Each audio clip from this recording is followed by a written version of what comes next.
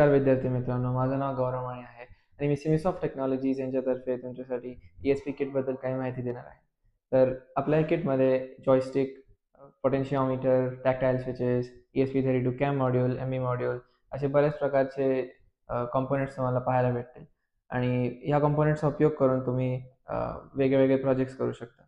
आपल्या किटमध्ये हे ESP32 कॅमबद्दल एक इन्स्ट्रक्शन मॅन्युअल पण येतं आणि ह्याच्यात सगळ्या कॉम्पोनंट आणि सेन्सरविषयी थोडी माहिती दिलेली आहे आणि जे 5 प्रोजेक्ट तुम्ही परफॉर्म करणार आहात त्या 5 प्रोजेक्टबद्दल माहिती दिलेली आहे. तर आता आपण दर एक कॉम्पोनंटविषयी एकदम डिटेलमध्ये माहिती घेऊया. तर आपल्यासमोर हा एक ESP32 कॅम मॉड्यूल आहे आणि हा एक खूप कमी किमतीचा मायक्रो कंट्रोलर आहे. ज्याच्यात आपल्याला कॅमेरा, वायफाय आणि ब्लूटूथ असे सगळे फीचर्स इंटिग्रेटेड आधीपासूनच बघायला भेटतील आणि याच्यात तुम्हाला 16 पिन्स भेटतील आणि या 16 पैकी 10 pins general purpose input output म्हणजे GPIO पिन्स असतील आणि याचा उपयोग तुम्ही सेन्सर्स किंवा मोटर आणि लाईट हे सगळे जोडायला वापरू शकता आणि बाकीचे जे 6 पिन्स आहेत ते पॉवर पिन्स असतात आणि ह्या पॉवर पिन्सचा उपयोग तुम्ही ESP ला पॉवर देण्यासाठी किंवा बाकीचे सेन्सर्सला पॉवर देण्यासाठी वापरू शकता.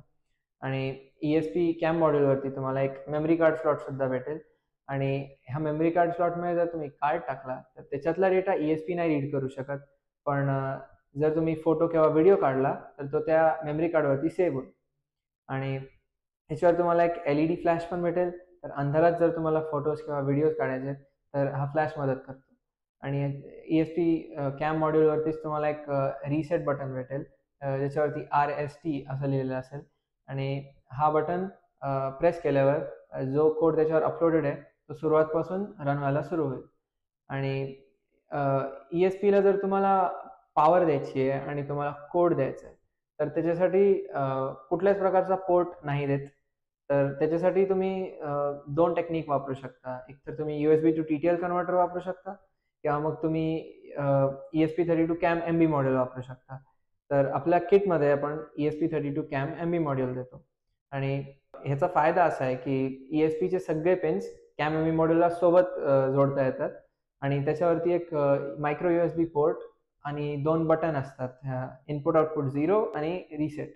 जेव्हा आपण हे 2 बटन सोबत दाबतो तेव्हा ते फ्लॅशिंग मोडमध्ये जातं आणि हे कोड अपलोड करताना कामी येतं आणि जी मायक्रो USB पेन आहे ती लॅपटॉपला आपण USB पेननी कनेक्ट करतो. तर एक USB to micro USB cable कामी येते आणि कोड अपलोड झाल्यावर, कोड रन झाल्यावर जर तुम्हाला एकदा खात्री झाली की हा कोड बरोबर आहे तर तुम्ही MB मॉड्यूलवरून ESP ला काढून तो एक ब्रेडबोर्डवर लावू शकता आणि ब्रेडबोर्ड हा एक असा कॉम्पोनंट आहे ज्याच्यावर तुम्ही सर्किट्स बनवू शकता बिना वायर कटिंग, बिना हीट श्रिंक आणि बिना सोल्डरचा वापर करून.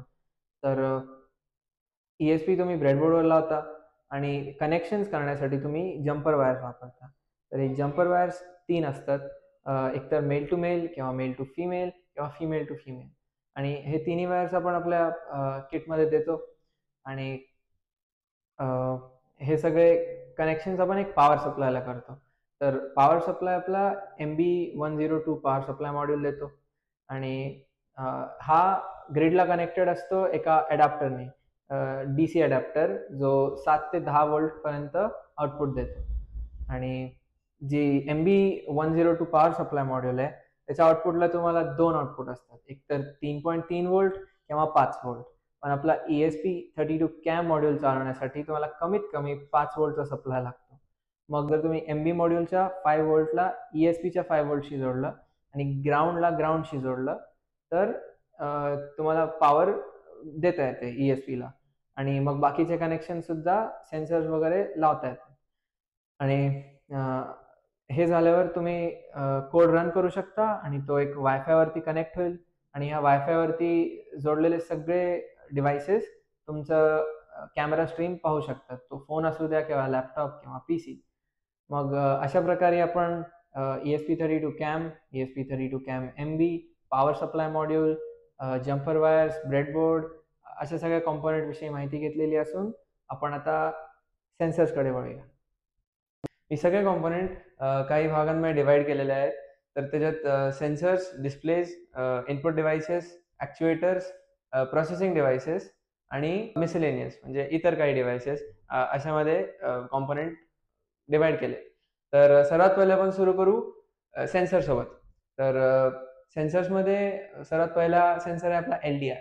LDR म्हणजे लाईट डिपेंडेंट रेजिस्टर. तर लाईट डिपेंडेंट रेजिस्टर हा फोटो इलेक्ट्रिक इफेक्टच्या प्रिन्सिपलवरती चालतो आणि ह्या रेजिस्टरवरती जेव्हा लाईट पडत असते तेव्हा याची रेजिस्टन्स कमी होते आणि जर तो एक सर्किटमध्ये लागलेला आहे तर रेजिस्टन्स कमी म्हणजे इलेक्ट्रिक करंट जास्त आणि जर त्याच्यावरती लाईट पडत नाही आहे तर तो रेजिस्टन्स वाढवतो. याचा अर्थ की इलेक्ट्रिक सर्किटमध्ये तो करंटचा पुरवठा कमी करतो आणि अशाच प्रिन्सिपलवरती बेस्ड इन्फ्रारेड आहे. तर इन्फ्रारेडमध्ये फक्त तो इन्फ्रारेड लाईटवरती रिॲक्ट करतो पण काम असंच करतं. आणि पुढे आहे रेडिओ फ्रिक्वेन्सी आयडेंटिफिकेशन. तर आपल्या किटमध्ये रेडिओ फ्रिक्वेन्सी आयडेंटिफिकेशनसाठी एक टॅग, एक कार्ड आणि एक चिप येते आणि मग जेव्हा तो कार्ड किंवा टॅग तुम्ही त्या चिप जवळ आणता तेव्हा मग तो एकतर ऑन किंवा ऑफ असे काही सिग्नल एक्झिक्यूट करू शकतो. आणि पुढे वॉटर लेवल सेन्सर. तर वॉटर लेवल सेन्सर म्हणजे पाण्याची पातळी मोजण्यासाठी सेन्सर. तर तुम्हाला जर माहीत करायचं आहे की काय आहे वॉटर लेवल तर तुम्ही या सेन्सरनी माहीत करू शकता. PIR motion sensor. PIR म्हणजे पॅसिव्ह इन्फ्रारेड. तर हा सेन्सर स्वतः त्यांचे इन्फ्रारेड लाईट बाहेर नाही टाकत पण इन्फ्रारेड रेंजमध्ये मोशन डिटेक्ट करतो. आणि पुढे म्हणजे टेम्परेचर अँड ह्युमिडिटी सेन्सर. तर ह्याचा अर्थ आहे जर तुम्हाला वातावरणात तापमान आणि दमटपणा मोजायचा असेल तर तुम्ही ह्या सेन्सरचा उपयोग करू शकता. आणि पुढे आहे एक व्हायब्रेशन सेन्सर. तर हा एक SW5280 व्हायब्रेशन सेन्सर आहे आणि ह्या सेन्सरचा उपयोग जिथे पण तुम्हाला व्हायब्रेशन्स माहीत करायचे, जिथे व्हायब्रेशनची गरज नाही आहे पण व्हायब्रेशन होत आहे अशा ठिकाणी हा सेन्सर वापरला जातो. मग हा तुम्हाला कारमध्ये सापडू शकतो किंवा अशा प्रकारचे सेन्सर फोनमध्ये सुद्धा असतात आणि वॉशिंग मशीनमध्ये असतो की अशा प्रकारचं व्हायब्रेशन नाही झालं पाहिजे. त्याच्यात एक जर तुम्ही कानाला लावून बघितला हा सेन्सर त्याच्यात एक बॉल असतो ज्याच्यामुळे तो सिग्नल देतो. आणि पुढे आपण जाऊया IR रिमोट अँड रिसिव्हर. तर IR म्हणजे इन्फ्रारेड. तर हा इन्फ्रारेड रिमोट वेगळ्या वेगळ्या बटनला वेगवेगळे सिग्नल देतो आणि रिसिव्हर तेच सिग्नल कॉपी करतो आणि त्याच्यातून जे काही इन्स्ट्रक्शन आहे ते फॉलो करतो. तर ह्याच्या पुढे आहे मायक्रोफोन किंवा व्हॉइस सेन्सर. तर जेव्हा पण तुम्हाला आवाज रेकॉर्ड करायचा आहे तेव्हा तुम्ही ह्या सेन्सरचा उपयोग करू शकता. आणि त्याच्या पुढे आहे LM35 टेम्परेचर सेन्सर. तर हा अजून एक असा सेन्सर आहे ज्याच्याने तुम्ही तापमान मोजू शकता. आणि हे सगळे जे सेन्सर आहेत हे UART कम्युनिकेशन प्रोटोकॉलवरती आधारित आहे. म्हणजेच जर एक रिसिव्हर आहे आणि एक ट्रान्समीटर आहे तर मग एक वेळेला एकच सिग्नल जातो आणि एक वेळेला एकच सिग्नल परत येतो. तुम्ही अपलोड करताना एक सिग्नल पाठवता आणि दुसरा सिग्नल परत आणता. जसं तुम्ही बोलताना दोन लोकांमध्ये जेव्हा वार्तालाप होत असतो तेव्हा एक माणूस पहिले बोलतो आणि दुसरा माणूस त्याच्यावरती रिप्लाय देतो. तसंच. आणि पुढे म्हणजे डिस्प्ले. तर आपले सगळे जे डिस्प्ले आहेत ते I2C कम्युनिकेशन प्रोटोकॉलवरती आधारित आहेत. मग आपलं 4 डिजिट आपले डिस्प्लेमध्ये सर्वात पहिले आहे 4 डिजिट 7 सेगमेंट डिस्प्ले. तर ह्याच्यात तुम्ही 0 ते 9999 हे सगळे नंबर्स आणि 4 लेटर वर्ड्स हे करू शकता, डिस्प्ले करू शकता 7 सेगमेंट डिस्प्लेवरती. आणि सिंगल डिजिट 7 सेगमेंट तर हा 4 डिजिट सारखाच आहे बट हा एकच डिजिट डिस्प्ले करतो. आणि पुढे म्हणजे LCD डिस्प्ले आहे. तर LCD डिस्प्लेमध्ये तुम्ही एक त्याचे जेवढे पिक्सेल मॅक्झिमम आहेत तिथपर्यंत तुम्ही कुठलेही लेटर किंवा इमेज किंवा मेसेजेस आणि नंबर सगळे डिस्प्ले करू शकता. आणि LED डॉट मॅट्रिक्स. तर आपला जो किटमध्ये येतो तो 64 पिक्सेलचा आहे. तर 64 पिक्सेल पर्यंत जे काही इमेज किंवा नंबर किंवा लेटर्स आहेत ते तुम्ही डॉट मॅट्रिक्स वरती डिस्प्ले करू शकता. एलईडी डॉट मॅट्रिक्स म्हणजे फक्त खूप सगळे एलईडीज त्यांनी एका सर्किटमध्ये जोडलेले आहेत. आणि हे I2C कम्युनिकेशन प्रोटोकॉल म्हणजे काय, तर एकदम सोप्या शब्दात सांगायचं झालं तर I2C मध्ये जसं एक टीचर बाकी क्लासमध्ये मुलांना सांगत असते, तसंच I2C कम्युनिकेशन प्रोटोकॉल काम करतं. म्हणजे एक सिग्नल येतो आणि तो खूप सगळ्या पिक्सेल्सला खूप सगळ्या पिक्सेल्सला कमांड देतो. त्याच्या पुढे आपण जाऊया इनपुट डिव्हाइसेसवर. तर जसे आपल्या कम्प्युटरला कीबोर्ड, माऊस असे काही इनपुट डिव्हाइसेस आहेत, तसेच आपल्या सर्किटसाठी पण एकदम सिंपल प्रकारचे इनपुट असतात. जसं टॅक्टाईल स्विचेस, पोटेन्शिओमीटर, जॉयस्टिक, कीपॅड असं. मग टॅक्टाईल स्विचेस तर एक साधा बटन असतो, तर तुम्ही सर्किटमध्ये जोडून त्याच्यावरून काही काम करू शकता. आणि पोटेन्शिओमीटर याचा सगळ्यात सोपा एक्झाम्पल म्हणजे फॅनचा रेग्युलेटर. पोटेन्शिओमीटर वापरला जातो जिथे पण तुम्हाला व्होल्टेज कमी किंवा जास्त करायचं आहे. आणि मग एक कीपॅड, आणि कीपॅड म्हणजे फक्त बटनचा सर्किट आहे. म्हणजे एक बटन टॅक्टाईल स्विच, तसेच 7-8 टॅक्टाईल स्विच ते तुम्ही एका सर्किटला जोडा, तो एक कीपॅड झाला. कीपॅडचा एकदम बेसिक एक्झाम्पल आपला लॅपटॉपचा कीबोर्ड किंवा मग फोनचा कीपॅड कुठलाही. आणि ॲक्च्युएटर, तर ॲक्च्युएटरमध्ये असे डिव्हायसेस असतात ज्याला जर आपण सिग्नल दिला तर तो काही प्रकारची हालचाल निर्माण करतो. तर आपला सर्वात पहिला ॲक्च्युएटर आहे SG90 सर्वो मोटर. तर एक सर्वो मोटर अशी मोटर असते जे एक अँगलवरती आपल्याला रोटेशन देते. आणि SG90 म्हणजे हे 90 डिग्रीवरती चालतो.